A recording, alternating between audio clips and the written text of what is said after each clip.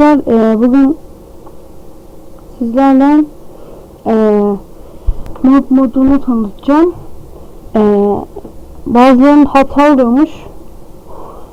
O hatanın çözümünü de göstereceğim. Bir tane mod gerekiyor. Şimdi internete kapatalım. Şuraya Minetürk yazıyoruz. Minetürk modu yazarak ilk çıkan siteye basıyoruz. Sonra aşağı inelim.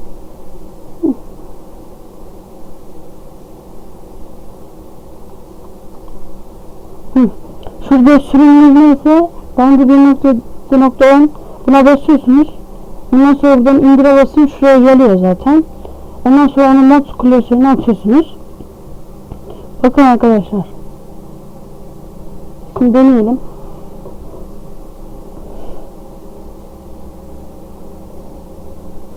Şuraya yazalım. Başlayacak bir şey yazalım. Tamamı basalım. Bekleyin birazcık. Arkadaşlar o sorunda forge lawyer diye bir tane hata veriyor. Ben de verecek galiba. Bir bakalım.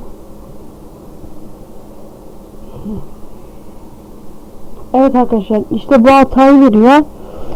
Bu hatayı neden verdiği de şuradaki mod modundan. Onun çözümü de şu. Şurada gördüğünüz gibi içun util diye bir tane mod var. Bunu alıyorsunuz. Bu mod klasörünün içine atıyorsunuz. Sonra oyunu kapatıp yeniden açıyoruz. Bakalım sorun düzelecek mi? Bekleyelim.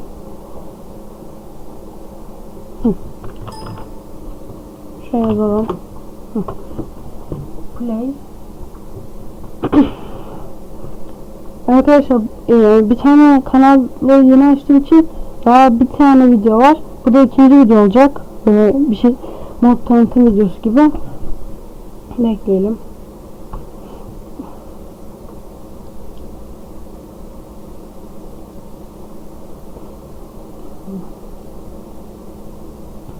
Evet arkadaşlar.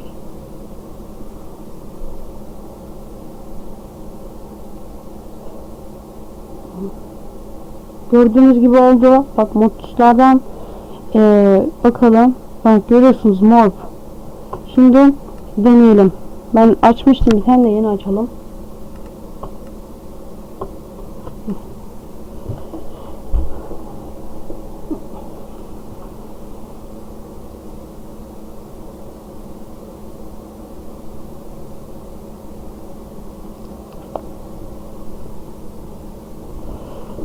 Bekleyelim. Evet, açıldı arkadaşlar. Ben şimdi mesela ne yapalım? Bir tane köylü yapalım. Öldürelim onu. Tüm tuşuna basarak gördüğünüz gibi ekranın sol köşesinde bir şeyler çıktı, öldürdüğümüz şeyin. Sonra mouse'daki ortadaki döndürme şeyiyle bir tane aşağı inip sol klik ile buraya basıyoruz. Gördüğünüz gibi köylü olduk. Bundan başka şeyler de olabiliyoruz. Mesela zombi domuz adam. Bir de bunların şeyleri var mesela. Bir dakika, yarasa. Mesela zombi domuz adam böyle şeyde yanmıyor arkadaşlar. Öldürelim. Şöyle bir tane şöyle yapalım. Mesela Game Mode 0 öldürdük arkadaşlar. Şimdi zombi domuz adam alalım.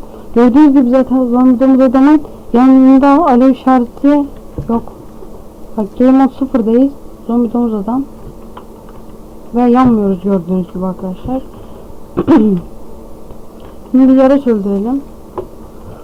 Bu yarasının uçma özelliği var. Canınız azalıyor. Ve böyle uçabiliyorsunuz. Gördüğünüz gibi. Bir de hani nasıl desem, başka böyle hayvanlar olan mod yüklerseniz daha eğlenceli olacaktır arkadaşlar. Diğer hayvanlara da bir bakalım. Şöyle bir şey yapayım da. Mesela zombi olabilir. Sonra şu örümcek. Mesela bir tane öldürelim. Örümceğin de duvarda tırmanma yeteneği var.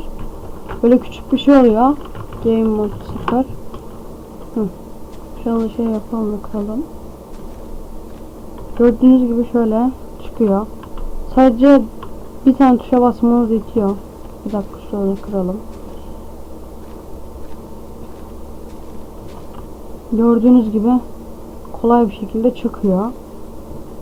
Arkadaşlarınızla oynarken falan mesela mağaraya girdiniz. Bir tane şöyle zombi öldürün. Bir dakika olmadı. Zombiyi öldürün. Arkadaşlarınızı böyle korkutabilirsiniz. Tabi bu zombiyle güneşe çıkmayın. Canınız acır biliyorum. Gördüğünüz gibi.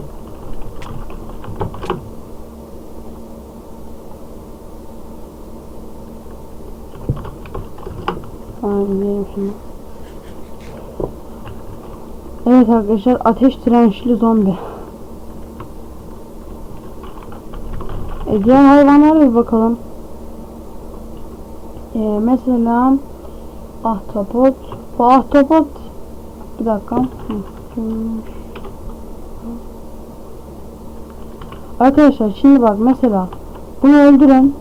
Bir de bu gümüş cam balığını öldürün.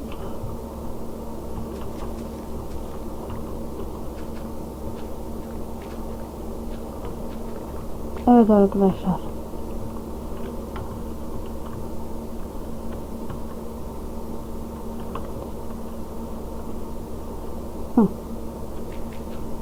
Şimdi bak arkadaşlar, şimdi gümüş cam balığına dönüştüğümüzde şimdi böyle küçülüyor.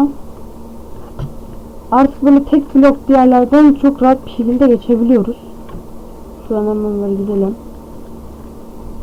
Arkadaşlar mesela şimdi ahtapota dönüşürsek ve Game Mode 0 alırsak, bir dakika olmadı.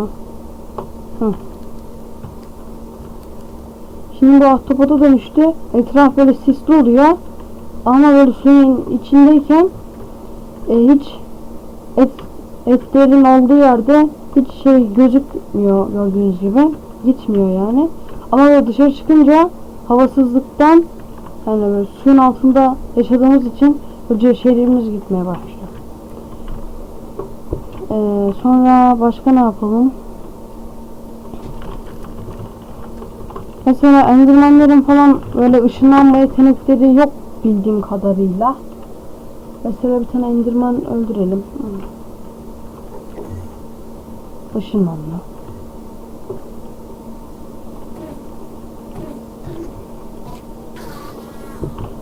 Mesela gördüğünüz gibi şurada suda şey olmuyor. Yani suda hemen kaçıyor, yani ölüyor. Bir de yani böyle zararlı bir yaratık olduğunu gösteren bir şey var. Mesela ne yapalım? Arkadaşlar mesela şöyle bir tane creeper yaptığımızda o zombi gibi arkadaşlarımızı böyle multiplayer oynarken falan korkutabiliyoruz. Böyle yapıyor. Creeper olduk. Mesela arkadaşımız burada, şurada diyelim. Sonra arkasına gelip böyle patlamış gibi hareket edebilirsiniz. Benden bu kadar arkadaşlar. Yardımcı olabildiysem ne mutlu bana. Videoya like falan işlerinize yaradıysa like atmayı unutmayın. Bir de videolarımı beğendiyseniz abone olmayı unutmayın. İyi günler.